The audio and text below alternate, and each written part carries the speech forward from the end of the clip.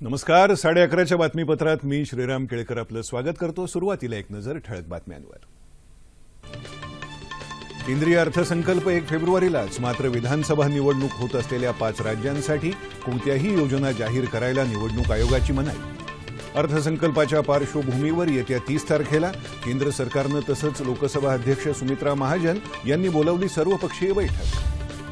महाराष्ट्राच्या निशा पाटीलसह 25 बालकांना पंतप्रधानांनी केलं शौर्य पुरस्कारानं सन्मानित. कोळसा खाण घोटाळा चौकशी प्रकरणी सीबीआयचे माजी संचालक रणजित सिन्हा यांच्या चौकशीसाठी विशेष तपास पथकाची सर्वोच्च न्यायालयाकडून नियुक्ती.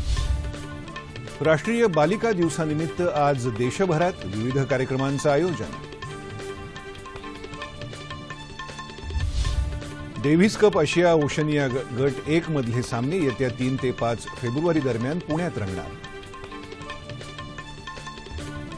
आणि ऑस्ट्रेलियन खुल्या टेनिस स्पर्धेत पेस हिंगिस बोपण्णा डाब्रोवस्की जोडी मिश्र दुहेरीच्या उपांत्यपूर्व फेरीत दाखल.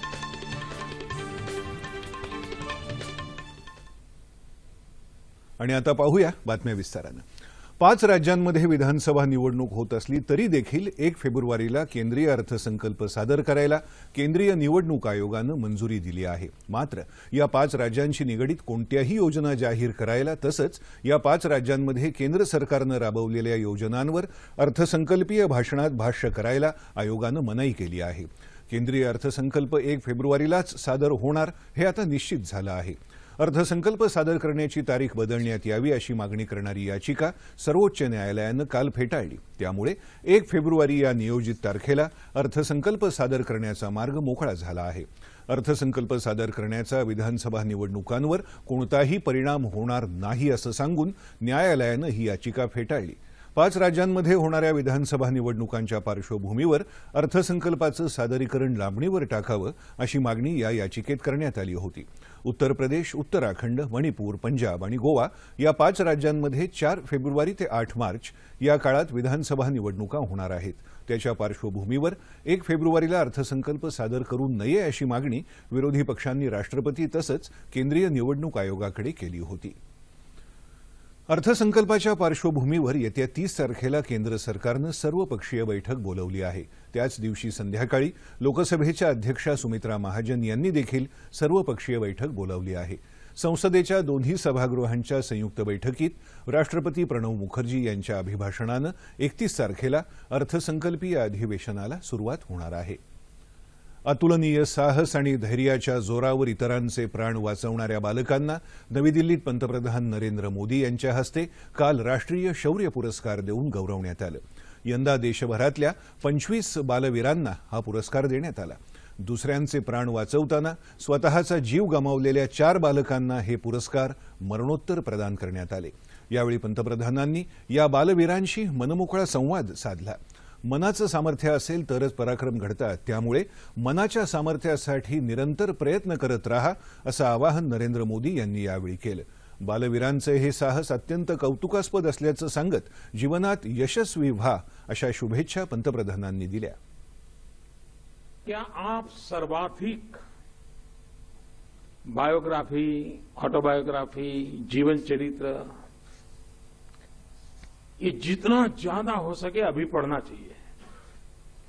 छोटे बालक, छोटी किताब 10 पेज की किताब भी आती है, बड़े बड़े अक्षरों वाली किताब आती है, उसको पढ़े. चित्र वार्ताएं आती है वीर बालकों की, वीर पुरुषों की, महापुरुषों की, खिलाड़ियों की. उससे हमें एक प्रेरणा मिलती है. हमने पराक्रम किया है, पुरुषार्थ किया है, लोग पहचानने लगे हैं, स्कूल में सब पहचानने लगे हैं. अब उसको सींच करके जीवन को एक मंजिल तक ले जाने के लिए तैयार करना चाहिए. अगर ये आप करते हैं तो आपको जीवन में बहुत लाभ होगा. एक मन की अवस्था होती है, भीतर की मन की ताकत होती है जो पराक्रम कराती है. सामर्थ्यवान शरीर अच्छी मदद करता है, सामर्थ्यवान नहीं तो कम मदद करता है, लेकिन निर्णय मन करता है. और ये मन की मजबूती के लिए हमारा निरंतर प्रयास रहना चाहिए.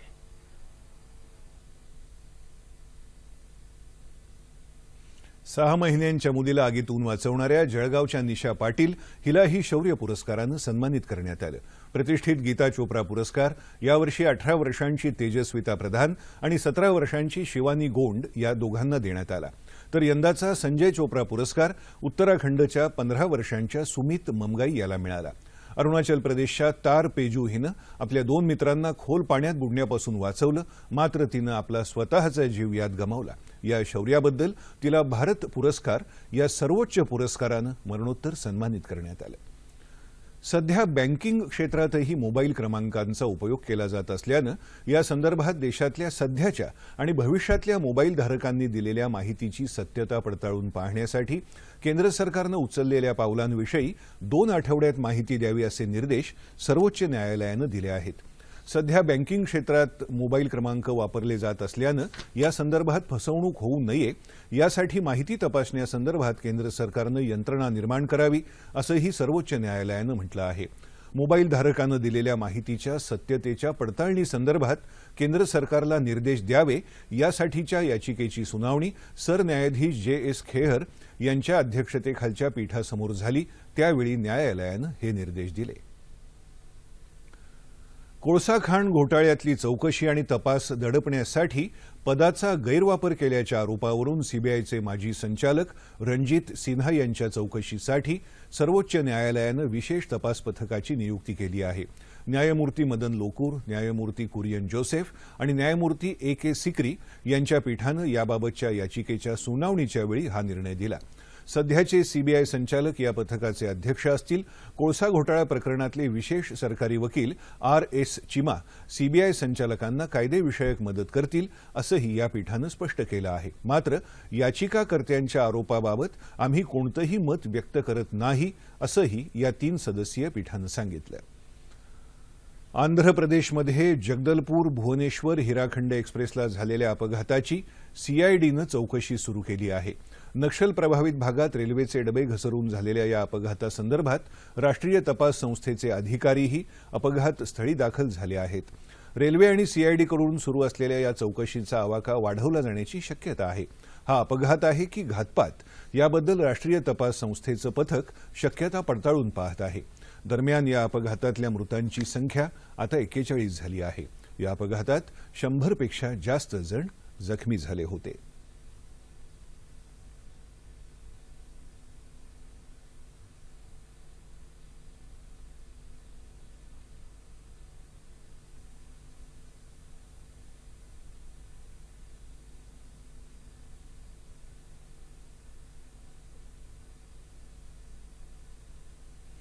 परराष्ट्र सचिव ए.एस. जयशंकर यांना 1 वर्षाची मुदतवाढ मिळाली आहे। जयशंकर यांचा कार्यकाळ येत्या 28 जानेवारीला संपणार होता, मात्र त्यांना 28 जानेवारी 2018 पर्यंत मुदतवाढ मिळाली आहे। केंद्रीय मंत्रिमंडळाच्या नियुक्ती समितीनं जे.एस. जयशंकर यांना ही मुदतवाढ दिली। भारतीय परराष्ट्र सेवेच्या 1977च्या तुकडीतल्या जयशंकर यांची परराष्ट्र सचिव म्हणून 29 जानेवारी 2015 रोजी नियुक्ती झाली होती। राष्ट्रीय बालिका दिवस आज देशभरात साजरा होत आहे। 2008 साली 24 जानेवारी हा दिवस राष्ट्रीय बालिका दिवस म्हणून साजरा करण्याची घोषणा सरकारनं केली होती। मुलींबद्दल समाजाची जागरूकता वाढवणं हा या दिवसामागचा उद्देश। देशभरात यानिमित्त विविध कार्यक्रम होत आहेत। नवी दिल्लीत होणाऱ्या कार्यक्रमात केंद्रीय महिला आणि बालविकास मंत्री मेनका गांधी, लष्करी विमानाची पायलट अवनी चतुर्वेदी आणि रिओ पॅराऑलिम्पिक रजत पदक विजेती दीपा मलिक आपले विचार मांडतील। यावेळी राष्ट्रीय बालकार्य योजना 2016चं लोकार्पण होईल। तसंच बेटी बचाओ बेटी पढाओ योजनेअंतर्गत प्रशंसनीय कार्य करणाऱ्या 10 जिल्ह्यांना यावेळी सन्मानित करण्यात येईल।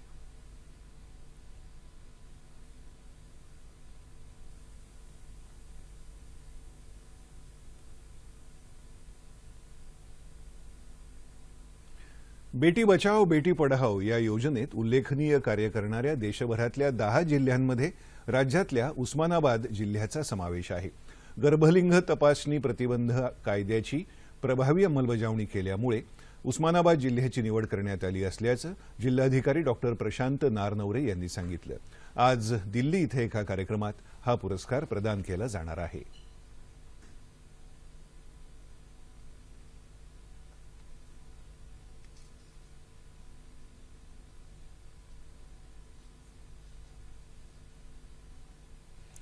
मागच्या महानगरपालिका निवडणुकीच्या जाहीरनाम्यातले महत्त्वाचे मुद्दे पुन्हा यंदाच्या जाहीरनाम्यात समाविष्ट करून शिवसेनेनं रिपीट करून दाखवलं अशी उपरोधिक टीका विधानसभेतले विरोधी पक्षनेते राधाकृष्ण विखे पाटील यांनी केली आहे।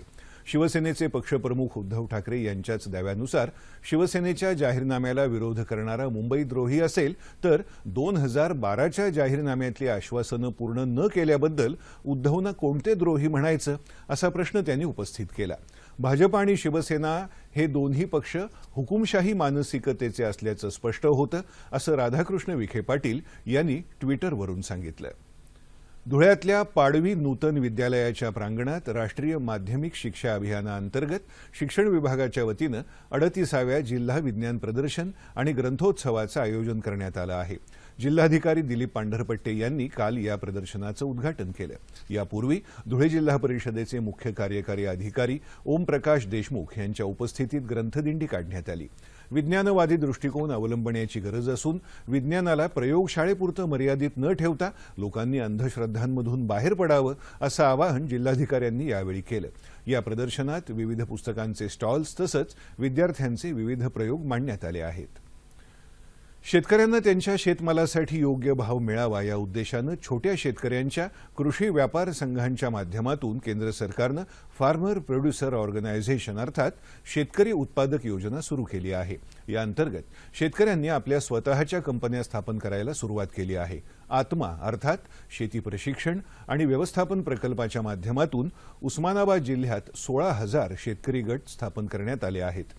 यंदा पाऊस चांगला झाल्यानं तुरीचं उत्पादन जास्त झालं असून उस्मानाबाद जिल्ह्यातल्या 24 शेतकरी कंपन्यांना तूर खरेदी करण्याचे परवाने देण्यात आले आहेत। या कंपन्या पंचक्रोशीतच असल्यानं शेतकऱ्यांचा वाहतूक खर्च कमी होत आहे। तसंच हमाली तोलाई आणि अडतीचा प्रश्नही उद्भवत नाही। त्यामुळे शेतकऱ्यांना क्विंटल मागे बाजारभावापेक्षा 700 ते 800 रुपये जास्त मिळू लागले आहेत। त्या दृष्टीनं या कंपन्या शेतकऱ्यांना मोठा आर्थिक आधार देत आहेत।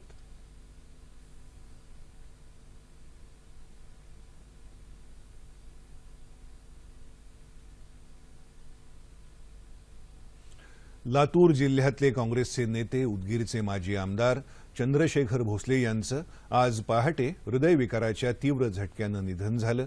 ते 55 वर्षांचे होते। उदगीर नगरपालिकेचे नगरसेवक, बाजार समितीचे संचालक आणि 2004 ते 2009 पर्यंत उदगीर विधानसभेचे राष्ट्रवादी काँग्रेस पक्षाचे ते आमदार होते। सध्या ते लातूर जिल्हा मध्यवर्ती बँकेचे उपाध्यक्ष होते। आज दुपारी 4 वाजता उदगीरमध्ये त्यांच्यावर अंत्यसंस्कार होणार आहेत। यवतमाळ जिल्ह्यात हिवरी इथं झालेल्या भीषण अपघातात 7 जण ठार झाले तर 2 जण गंभीर जखमी झाले आहेत। नागपूर इथून उमरखेडला जाणाऱ्या स्कॉर्पिओची ट्रकबरोबर धडक होऊन हा अपघात झाला। जखमींवर यवतमाळ इथल्या रुग्णालयात उपचार सुरू आहेत। क्रीडा वृत्तामध्ये बातमी टेनिसची। डेव्हिस कप आशिया ओशनिया गट 1 मधले भारत आणि न्यूझीलंड यांच्यातले लढतीचे सामने पुण्यातल्या बालेवाडी क्रीडा संकुलात येत्या 3 ते 5 फेब्रुवारी दरम्यान होणार आहेत। त्यामुळे क्रीडाप्रेमींना उत्कृष्ट स्पर्धा पाहायला मिळेल असं डेव्हिस कपच्या मुख्य मानद सदस्या अमृता फडणवीस यांनी काल मुंबईत सांगितलं।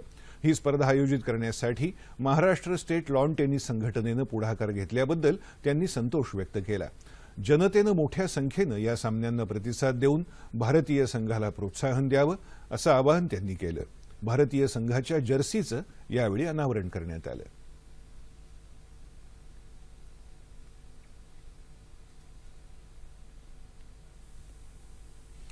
ऑस्ट्रेलियन खुल्या टेनिस स्पर्धेत लिएंडर पेस आणि त्याची स्विस साथीदार मार्टिना हिंगिस यांनी मिश्र दुहेरीच्या उपांत्यपूर्व फेरीत प्रवेश केला आहे। त्यांनी आपल्या प्रतिस्पर्धी ऑस्ट्रेलियन जोडीला 6-2, 6-3 असं सरळ सेटमध्ये पराभूत केलं। रोहन बोपण्णा आणि त्याचा कॅनेडियन साथीदार जी डाब्रोवस्की मिश्र दुहेरीच्या 3ऱ्या फेरीपर्यंत पोहोचले आहेत। मुलींच्या कनिष्ठ एकेरी स्पर्धेत भारताच्या झील देसाईनं उपउपांत्यपूर्व फेरीत प्रवेश केला आहे। दुसऱ्या फेरीत त्यांनी प्रतिस्पर्धी जोडीवर 6-4, 5-7, 10-3 अशी मात केली आणि तिसरी फेरी गाठली। सानिया मिर्झाचा दुसऱ्या फेरीतला मिश्र दुहेरीचा सामना आज होणार आहे। महिला दुहेरीच्या 3ऱ्या फेरीत सानियाला पराभव पत्करावा लागला आणि तिचं आव्हान संपुष्टात आलं। महिला एकेरीच्या उपांत्य फेरीत व्हीनस विल्यम्सनं प्रवेश केला आहे। उपांत्यपूर्व फेरीत तिनं रशियाच्या अनास्थिया पावलिनुकावर 6-4, 7-6 असा सरळ सेटमध्ये विजय मिळवला। इंग्लंडविरुद्ध होणाऱ्या 3 सामन्यांच्या टी20 मालिकेसाठी फिरकीपटू आर अश्विन आणि रवींद्र जडेजा यांना विश्रांती देण्यात आली आहे. फिरकीपटू अमित मिश्रा आणि अष्टपैलू परवेज रसूल यांना संधी मिळाली आहे. परवेज रसूल हा आंतरराष्ट्रीय क्रिकेटमध्ये खेळणारा जम्मू काश्मीरचा पहिला खेळाडू ठरणार आहे. टी20 मालिकेतला पहिला सामना 26 जानेवारीला कानपूर इथं होणार आहे.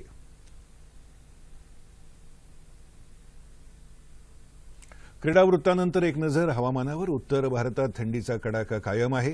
काश्मीर खोऱ्यातही कडाक्याची थंडी असून राज्याच्या इतर भागात रात्रीचं तापमान शून्याच्याही खाली गेलं. पाऊस तसंच हिमवर्षावाचा इशारा हवामान विभागानं दिल्यानंतर प्रशासनानं नागरिकांना खबरदारी घेण्याचं आवाहन केलं आहे. अनंतनाग तसंच कुपवाडा जिल्ह्यात नियंत्रण कक्ष स्थापन करण्यात आले आहेत.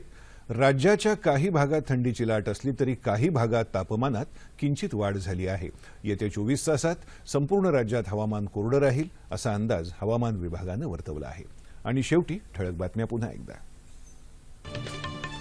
केंद्रीय अर्थसंकल्प 1 फेब्रुवारीलाच. मात्र विधानसभा निवडणूक होत असलेल्या 5 राज्यांसाठी कोणत्याही योजना जाहीर करायला निवडणूक आयोगाची मनाई. अर्थसंकल्पाच्या पार्श्वभूमीवर येत्या 30 तारखेला केंद्र सरकारनं तसंच लोकसभा अध्यक्ष सुमित्रा महाजन यांनी बोलावली सर्वपक्षीय बैठक. महाराष्ट्राच्या निशा पाटीलसह 25 बालकांना पंतप्रधानांनी केलं शौर्य पुरस्कारानं सन्मानित. कोळसा खाण घोटाळा चौकशी प्रकरणी सीबीआयचे माजी संचालक रणजित सिन्हा यांच्या चौकशीसाठी विशेष तपास पथकाची सर्वोच्च न्यायालयाकडून नियुक्ती. राष्ट्रीय बालिका दिवसानिमित्त आज देशभरात विविध कार्यक्रमांचं आयोजन. डेव्हिस कप आशिया ओशनिया गट 1 मधले सामने येत्या 3 ते 5 फेब्रुवारी दरम्यान पुण्यात रंगणार. आणि ऑस्ट्रेलियन खुल्या टेनिस स्पर्धेत पेस इंगीस बोपण्णा डाबरोवस्की जोडी मिश्र दुहेरीच्या उपांत्यपूर्व फेरीत दाखल.